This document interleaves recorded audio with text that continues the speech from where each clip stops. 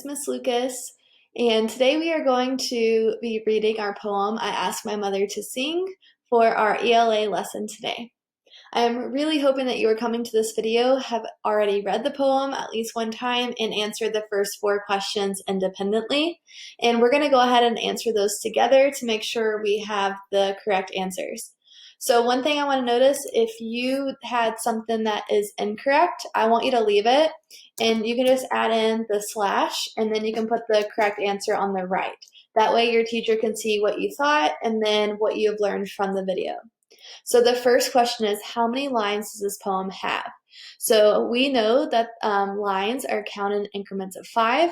So I can start from line 10 and count 11, 12, 13, and 14. If you said there are 15 lines, you are really close because some people counted palace as a line, but we know this line is numbered 5 and this line is 10. So if you were maybe thinking it was, you can count 5, 6, 7, 8, 9, 10, and then that would make that line number 11. So we know that the formatter of this text did not intend palace to be its own line. And one reason that could be is because they inserted a photograph, and just the website from Common Lit, they may have reformatted from the original piece. And one way we can check ourselves is by looking at the numbers on the left-hand side. Now, we know that there are lines that could be one word long, but in this case, we are looking at the numbers on the left-hand side to double check ourselves. So there are 14 lines in this poem. Our second question, how many stanzas are there in the poem? And we see that there's 1, 2, 3, and 4.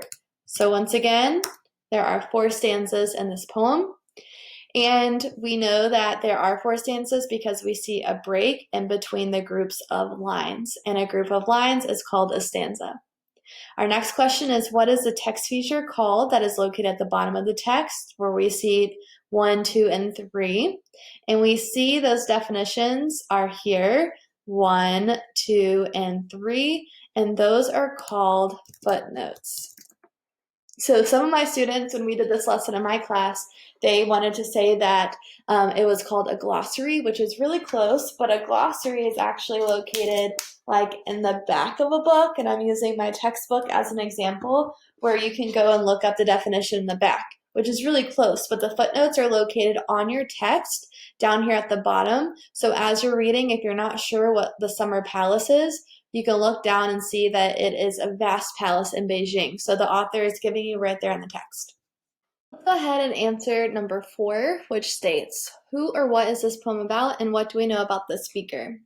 So we know that Li Yang-li was born in Indonesia to Chinese, and his family is Chinese, to Chinese parents, and they moved to America.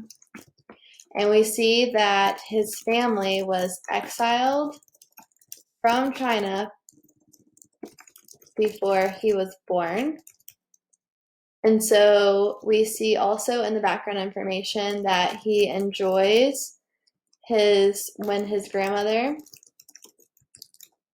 and mother sing about his family's experiences in China. So whenever my students read this text, some of them were confused about the speaker because the first word that we see in the first stanza is she begins. But we know that she is referring to Li's mother and grandmother. She, the mother, begins and my grandmother joins her. So my is referring to Li here, and he, we know it's a he because we see his family and his parents back in the background information.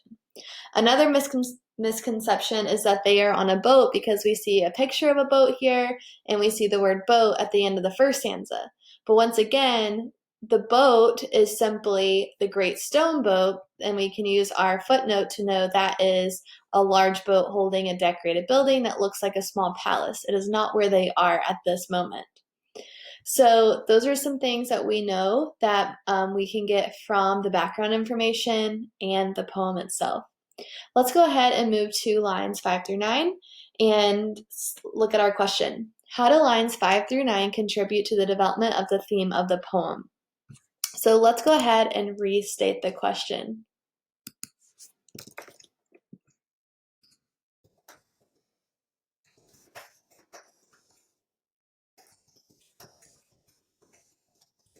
Because it is showing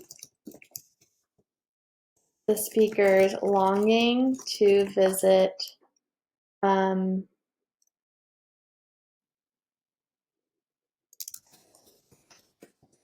places in China. Let's go ahead and read those lines together to make sure that is the correct answer. I've never been in Peking or Summer Palace, nor stood on the Great Stone Boat to watch the rain begin on Kunming Lake, the picnickers running away in the grass, but I love to hear it sung. So right there, we know that our 3 footnotes, Peking, Summer Palace, and Stone Boat, those are footnotes, and we know that it's an older name for the city of Beijing, which is the capital of China.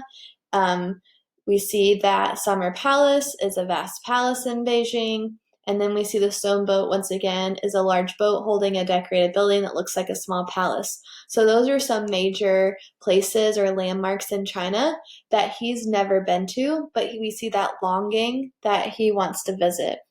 So now let's give some evidence to kind of support that.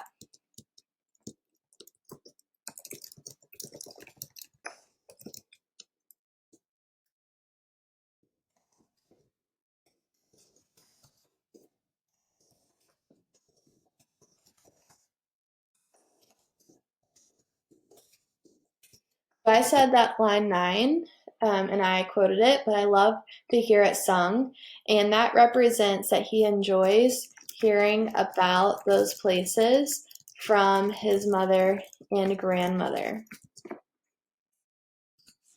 So now let's add one last sentence that really answers the question and kind of brings it back to the beginning.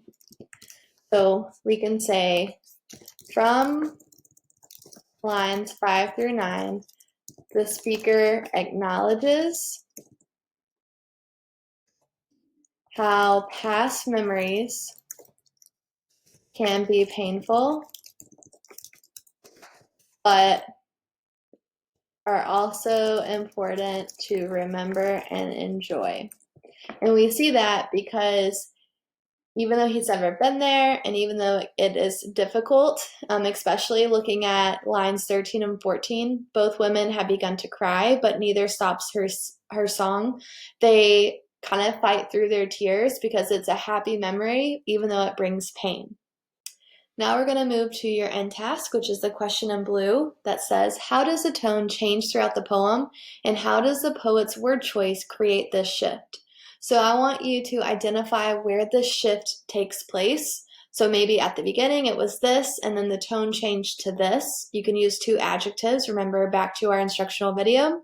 And then I really want you looking for the words that the poet uses to create this change or shift in tone. Thank you so much for watching this video. Now you may begin working on your end task.